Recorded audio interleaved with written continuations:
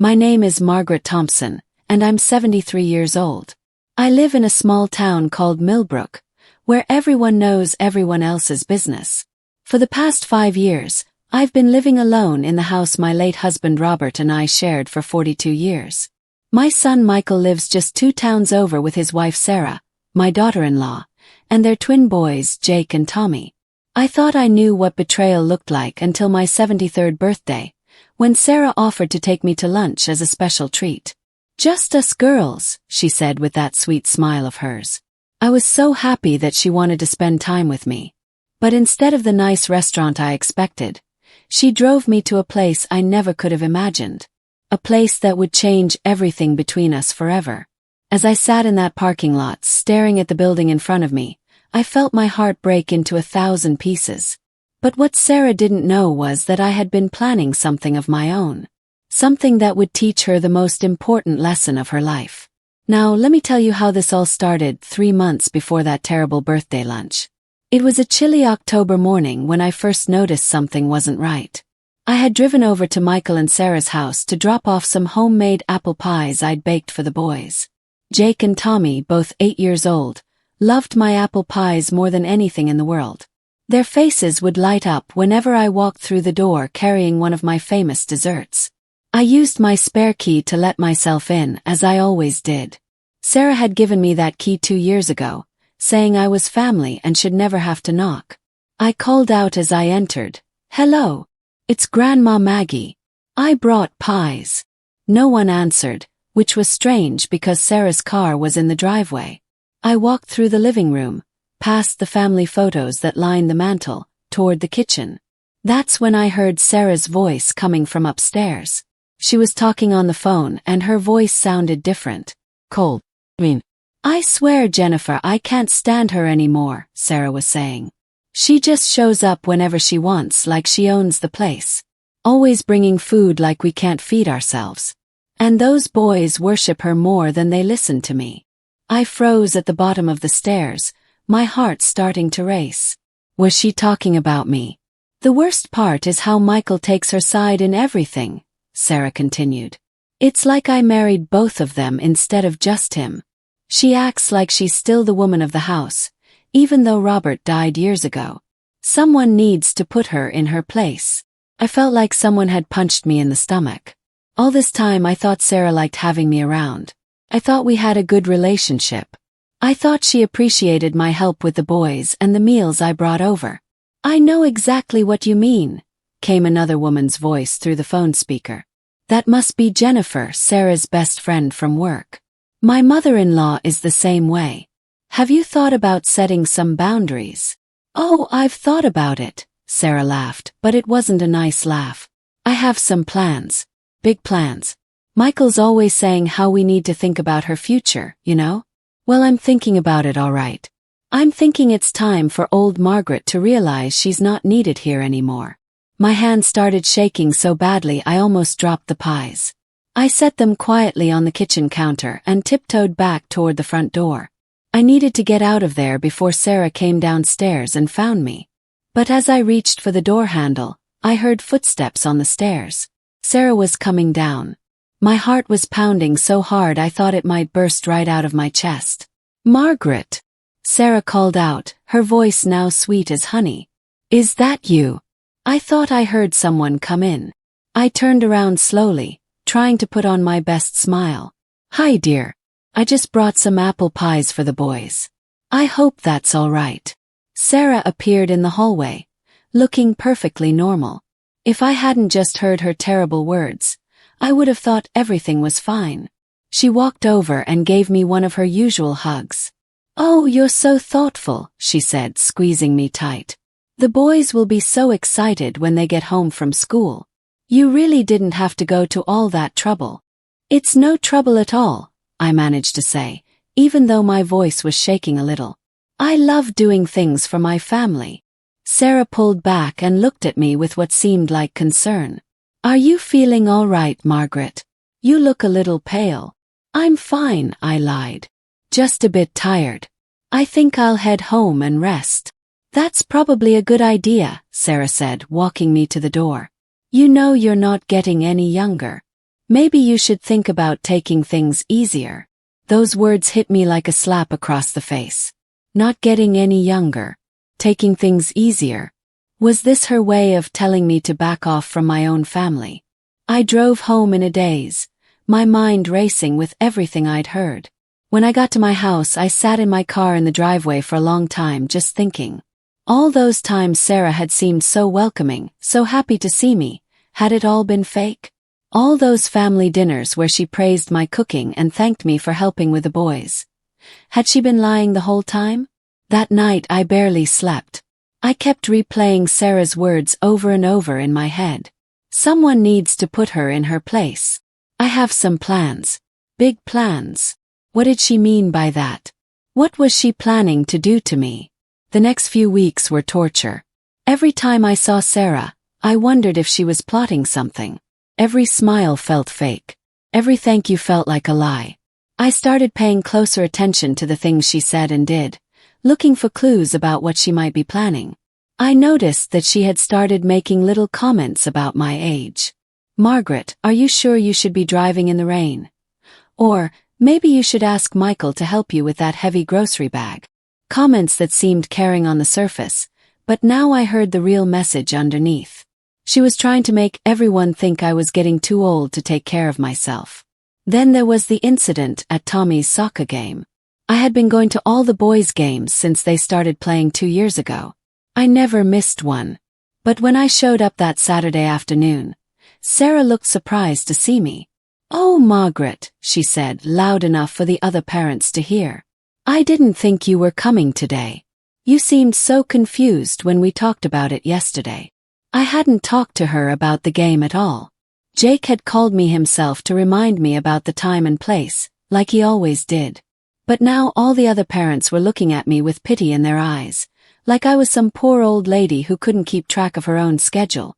"I'm not confused at all," I said firmly. "Jake called me yesterday to make sure I knew about the game." Sarah gave me that fake sweet smile again. "Oh, you're absolutely right. I'm sorry, I must be the one who's confused. Sometimes I worry about you, that's all." But the damage was done. I could see the other parents whispering among themselves. They were probably talking about how Margaret Thompson was starting to lose her memory. How sad it was to watch someone get old. That's when I realized what Sarah was doing. She was slowly poisoning everyone against me, making them think I was becoming a burden. She was setting up some kind of story about how I couldn't take care of myself anymore. But I wasn't going to let her get away with it. I'm 73 years old, not dead. My mind is as sharp as it's ever been. I can cook, clean, drive, and do everything I've always done. I wasn't about to let my daughter-in-law push me out of my own family's life. I started keeping a notebook, writing down every little thing Sarah did or said that seemed suspicious. Every backhanded comment. Every time she tried to make me look confused or helpless, every conversation I overheard when she thought I wasn't listening. 2 weeks before my birthday, I overheard another phone call. This time, Sarah was talking to someone different. Someone with a man's voice. "Yes, I understand the process," Sarah was saying. "And you're sure this is the best facility in the area?" My blood ran cold. A facility? What kind of facility? "She has a nice house that could be sold to pay for it," Sarah continued. "And there's some money from her husband's life insurance. She won't need any of that where she's going." Felt dizzy. She was talking about putting me in some kind of home. She was planning to take my house, my money, everything Robert and I had worked for our entire lives. "The hardest part will be convincing her to go willingly," Sarah said. "But I think I have a plan for that too. Her birthday is coming up, and I'm going to offer to take her out for a nice lunch.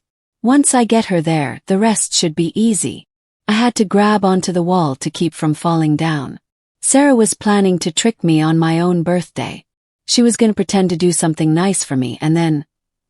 What? Have me committed. Put me in a nursing home against my will. That night I called my lawyer, Harold Morrison. Harold had been Robert's best friend since high school, and he'd been handling my legal affairs since Robert died. If anyone could help me figure out what Sarah was really planning, it would be Harold. "Margaret," Harold said when I explained what I'd heard. I hate to say this, but what you're describing sounds like someone might be trying to have you declared incompetent. If they could prove you can't take care of yourself, they could potentially get legal guardianship over you and your affairs. But that's impossible, I said. There's nothing wrong with me. I'm perfectly capable of taking care of myself. I know that, and you know that, Harold replied. But if someone has been building a case against you, collecting stories about confusion or memory problems, it might be enough to convince a judge. Especially if your own family is the one making the claims. I felt sick to my stomach. All those little comments Sarah had been making, all those times she tried to make me look confused in front of other people. She had been building a case against me. She had been planning this for months, maybe even years. What can I do? I asked Harold. First, don't panic, he said. We don't know for sure what she's planning. But I think you should start documenting everything. Get a recording device if you have to. If she's really planning something for your birthday, we need to be ready. The next 2 weeks passed in a blur of fear and planning. I bought a small recording device and learned how to use it. I started carrying it with me everywhere, just in case Sarah said something important. I also began gathering all my important documents, bank statements, insurance papers, the deed to my house, and giving copies to Harold for safekeeping. 3 days before my birthday, Sarah called me with the invitation I'd been dreading. Margaret, she said in her sweetest voice, I was wondering if you'd like to go to lunch with me on your birthday. Just the two of us. A special girls' day out. My heart started pounding, but I kept my voice steady. That sounds lovely, dear. Where did you have in mind? Oh, it's a surprise, Sarah said with a little laugh. I found this wonderful new place that I think you'll really enjoy. Very quiet and peaceful. Quiet and peaceful. Those weren't words you usually use to describe a restaurant. They were words you used to describe a nursing home. I can't wait, I lied. What time should I be ready? How about 11:30? I'll pick you up, and we can make a whole afternoon of it. After I hung up the phone, I sat in my kitchen and cried. My own daughter-in-law, the mother of my grandchildren, was planning to betray me on my birthday. She was going to trick me into going somewhere I didn't want to go, somewhere I might never come back from. But Sarah had made one big mistake. She thought I was just a helpless old lady who would go along with whatever she wanted. She thought I would be easy to fool, easy to control. She had no idea what I was really capable of. The morning of my birthday dawned gray and rainy, which seemed perfect for what was about to happen. I got dressed in my best outfit, a navy blue dress that Robert always said brought out my eyes, and the pearl necklace he gave me for our 25th anniversary. If this was going to be a battle, I wanted to look like a warrior. I put the recording device in my purse, along with copies of all my important documents. I also wrote a letter explaining everything I knew about Sarah's plan and left it on my kitchen table, just in case something happened to me. At exactly 11:30, Sarah's car pulled into my driveway. I watched from my living room window as she got out and walked up to my front door. She was smiling, but it was the kind of smile a snake might give a mouse. The doorbell rang and I took a deep breath. This was it. The moment I'd been dreading and preparing for at the same time. I opened the door and smiled back at Sarah. Hello, dear. Don't you look lovely today? Happy birthday, Margaret, Sarah said, giving me one of her fake hugs. Are you ready for your special day? I've been looking forward to it all week, I replied, and that was actually true. I had been looking forward to it, just not in the way she thought. We walked to her car together, making small talk about the weather and the boys' school activities. Sarah seemed relaxed and confident, like everything was going according to her plan. She had no idea that I knew what she was really up to. As we drove through town, I tried to figure out where we were going. We passed all the nice restaurants I thought she might have chosen. We passed the shopping center and the movie theater. We kept driving until we reached the outskirts of town, where there were fewer buildings and more empty lots. Finally, Sarah turned into a long driveway that led to a large, institutional-looking building surrounded by perfectly manicured lawns. My heart started racing as I read the sign in front. Sunset Manor Assisted Living and Memory Care Facility. This was it. This was Sarah's plan. She was going to try to leave me here at this nursing home on my birthday. Sarah parked the car and turned to me with that fake smile still plastered on her face. "Here we are," she said brightly. "Our lunch destination." I stared at the building, trying to keep my expression neutral even though I felt like screaming. "This doesn't look like a restaurant, dear." "Oh, it's not exactly a restaurant," Sarah said, and for the first time, her voice sounded a little nervous. "It's more like a place where we can talk about your future." And that's when I knew for certain that everything I'd suspected was true. Sarah wasn't just planning to trick me. She was planning to abandon me here. On my 73rd birthday, the woman I'd welcomed into my family was about to destroy my life. But what Sarah didn't know was that I had spent the last 2 weeks preparing for this moment. What she didn't know was that Harold Morrison was expecting my phone call in exactly 1 hour. What she didn't know was that I had been recording every conversation we'd had for the past week. And what she definitely didn't know was that I had my own surprise waiting for her. As we sat in that parking lot, staring at Sunset Manor, I reached into my purse and turned on my recording device. Then I looked at Sarah with the sweetest smile I could manage. "Well, dear," I said softly, "this is certainly unexpected. Why don't you tell me exactly what you have in mind?" Sarah's face went white for just a moment before she recovered and put her fake smile back on. She gripped the steering wheel tighter, and I could see her hands were shaking slightly. "Well, Margaret," she said, trying to sound casual, "I've been doing a lot of thinking lately. About you living alone in that big house. About how hard it must be for you to keep up with everything." I kept my voice calm and gentle, even though my heart was pounding. "I manage just fine, dear. I've been taking care of myself for 5 years now." "But that's just it," Sarah said, turning in her seat to face me. "Michael and I are worried about you. We've noticed some changes lately. Little things that make us think maybe it's time to consider your options." The recording device in my purse was capturing every word. I needed to get her to say more, to admit what she was really planning. "What kind of changes?" I asked, tilting my head like I was confused. Sarah's eyes lit up, like she thought she was finally getting through to me. "Well, remember last month when you forgot about Tommy's parent-teacher conference? And just 2 weeks ago, you seemed so mixed up about what day Jake's soccer game was." "I wasn't mixed up about the soccer game," I said firmly. "Jake called me himself to remind me." "Oh, Margaret," Sarah sighed, shaking her head sadly. "That's exactly what I mean. You think Jake called you but he didn't. I had to call the school to make sure you knew about the conference because you seemed so confused when I mentioned it." I felt anger rising in my chest, but I kept my voice steady. "I never forgot about any parent-teacher conference, Sarah. No one told me there was one." "See, this is exactly what we're talking about," Sarah said, her voice getting more excited now. "You're forgetting conversations we've had. You're mixing up details. It's perfectly normal for someone your age, but it means you need more help." She was lying right to my face, and we both knew it. But she was so confident in her plan that she thought I would just accept whatever she told me. "And what kind of help do you think I need?" I asked quietly. Sarah turned to look at the building in front of us. "Well, that's why we're here. Sunset Manor is one of the best assisted living facilities in the state.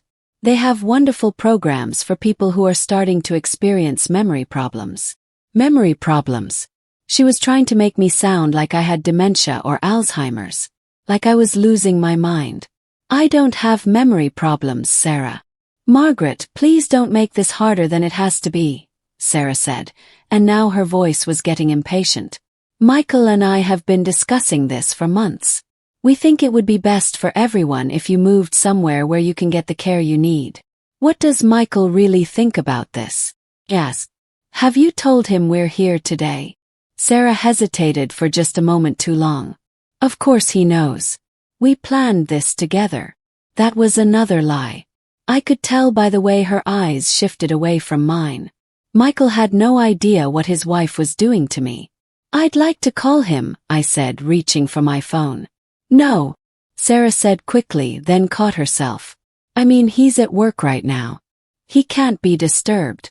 We can call him later, after we've had a chance to look around. She got out of the car and walked around to my side, opening my door like she was being helpful. But I could see the determination in her eyes. She wasn't going to let me leave without going inside that building. "Come on, Margaret," she said, holding out her hand. "Let's just go take a look. They're expecting us. They're expecting us." So this wasn't a spur-of-the-moment idea. Sarah had made an appointment. She had planned this whole thing in advance. I took her hand and let her help me out of the car, but my mind was racing. I needed to find out exactly what she had told the people inside. I needed to know how far her lies had gone. We walked up the curved pathway to the front entrance of Sunset Manor. The building was nice enough from the outside. Red brick with white columns and lots of windows. But it still felt like a prison to me. A place where people went when their families didn't want them anymore. Inside, the lobby was decorated with soft colors and comfortable furniture. There were elderly people sitting in chairs, some reading books, others just staring out the windows. A few were in wheelchairs, and some looked like they didn't know where they were. "Good afternoon," said a cheerful woman behind the reception desk. She had short gray hair and kind eyes, but she was part of this plan to take away my freedom. "You must be Mrs. Thompson. I'm Linda, and I'll be giving you the tour today." "Hello, Linda," I said politely. Sarah squeezed my arm, probably thinking I was going to cooperate. "Mrs. Davis told us so much about you when she called to set up this appointment," Linda continued, looking at Sarah. "She mentioned that you've been having some difficulties at home." "Some difficulties," I repeated slowly. "What exactly did Mrs. Davis tell you?" Linda glanced at Sarah, who gave her a little nod. "Well, she explained that you've been having some memory issues lately. Nothing too serious yet, but enough that your family is concerned about your safety living alone." My family. Sarah was speaking for my whole family now, making decisions about my life without even telling them. "I see," I said. "And what would living here involve?" "Oh, we have wonderful programs," Linda said enthusiastically. 3 meals a day in our dining room, housekeeping services, medication management, and plenty of activities to keep you engaged. Plus, we have a special memory care unit for residents who need a little extra support. A memory care unit. That's where they put people with dementia. People who couldn't think for themselves anymore. "That sounds very comprehensive," I said carefully. "And how long do people usually stay here?" "Well, most of our residents consider this their permanent home," Linda replied. "Once they're settled in, they find they don't want to leave. Everything they need is right here. Permanent home."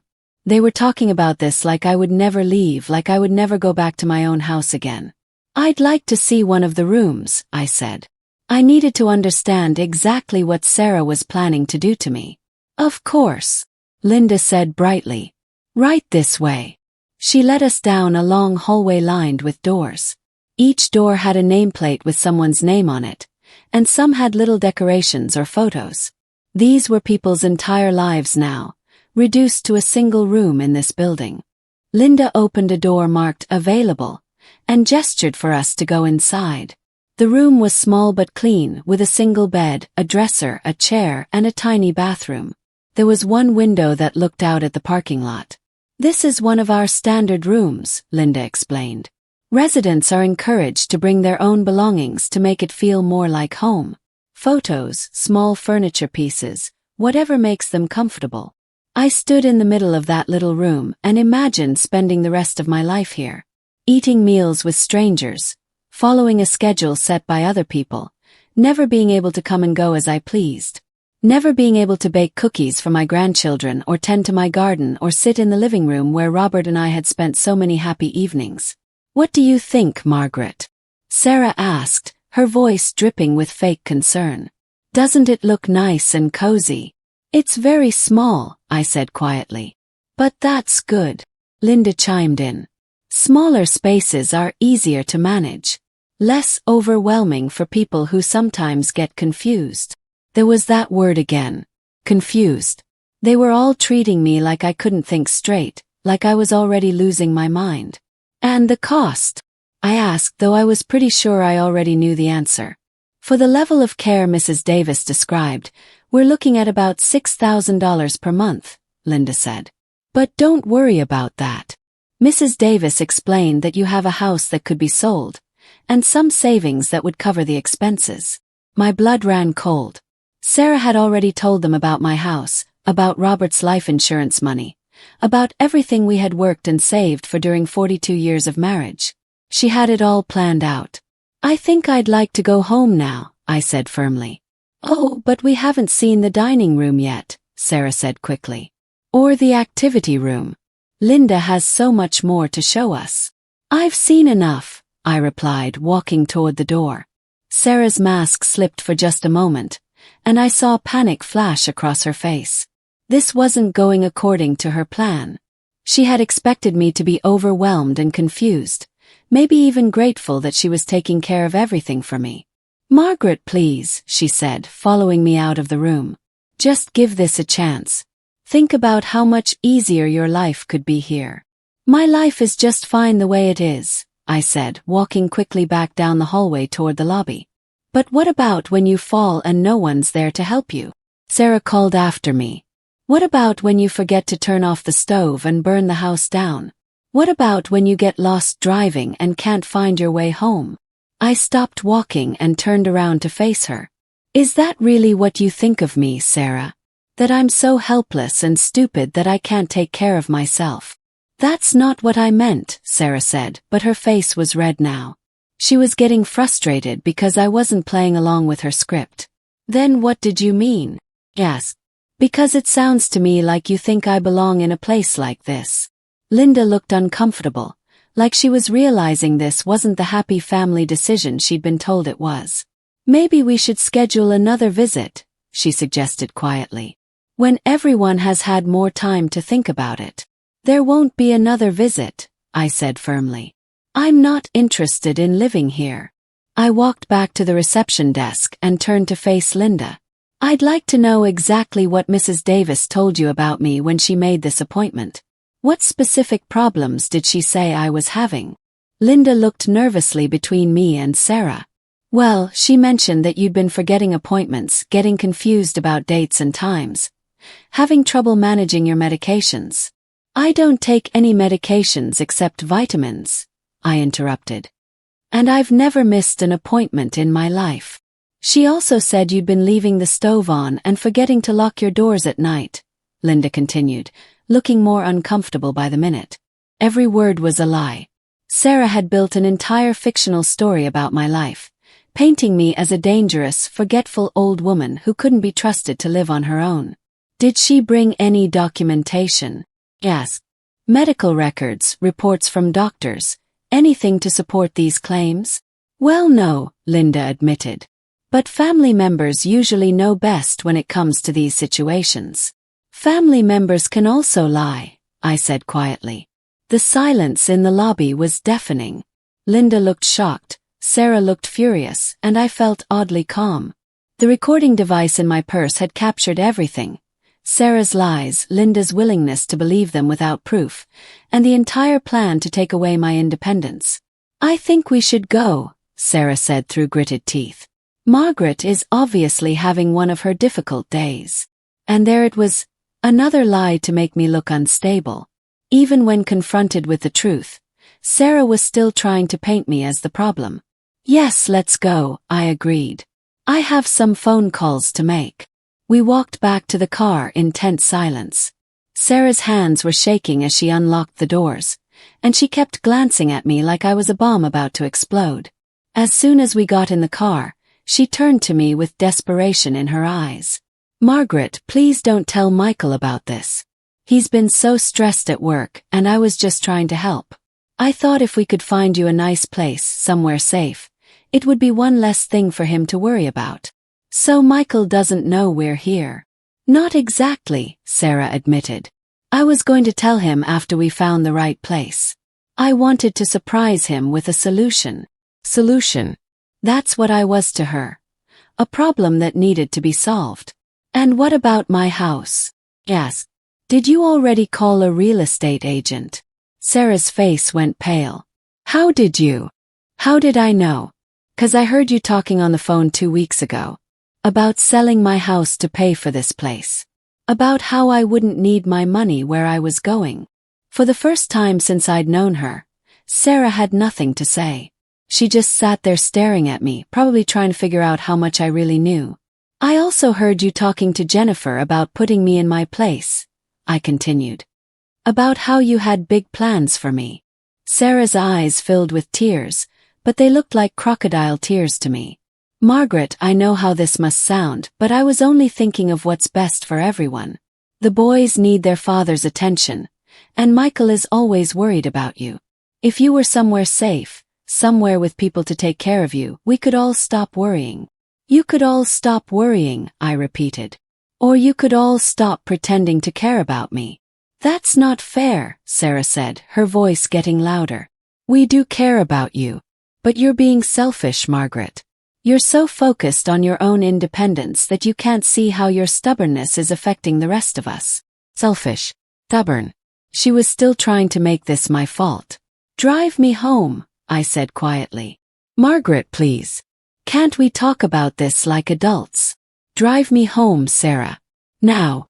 The drive back to my house was the longest 30 minutes of my life. Sarah kept trying to explain herself, kept insisting that she was only trying to help, that she loved me like her own mother. But every word just made it worse. When we pulled into my driveway, I got out of the car without saying goodbye. I walked up to my front door, unlocked it, and went inside.